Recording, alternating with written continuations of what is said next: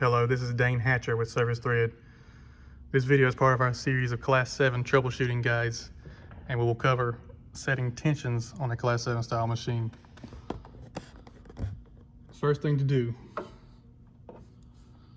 set your bobbin tension. This is a shuttle out of this machine.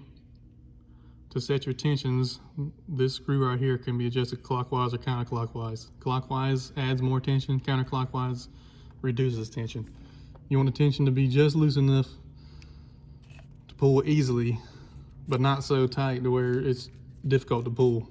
You want it not so loose that it pops out of this guide when actually sewing. So the thread will do back and forth and it can pop out of this guide. If it's popping out of the guide, turn the screw a half turn, sew more. If it stays in, turn a half more turn, and that's where you leave it at. That should give you easy to pull, but not jumping out of the guide. From there, you adjust your top tensions. So after you adjust your bobbin, you sew and you look at your stitches. If you have knots on the top or on the bottom, you adjust your top tension.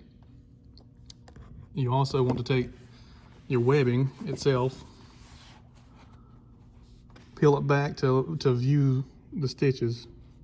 So if you have 4-ply, peel it back between 2 plies each. See that the lock is in the middle. If it's not in the middle, that means that one side will break earlier than the other. This is what we call the bottom, the part that touches your throat plate. If you have lock showing on the bottom, that means you need to add more tension to your top thread. So you add tension with this nut here. Tightens down, clamps these discs tighter, adds more tension. Make sure that this wheel here has a little bit of play, but it has some resistance to it. Make sure you have your take-up spring on here, and it has about 4 pounds of force. So lock showing on the bottom, add more tension up top by tightening this nut. Lock showing on the top, meaning the part that touches these feet, loosen your top tension. By loosening the top tension, it allows the thread to stay down. By tightening the top tension, that means that this lever will have a harder time pulling the thread from the package.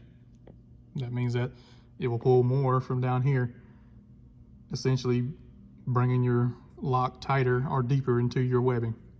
You can go so deep that you have the lock on top. That's when you loosen.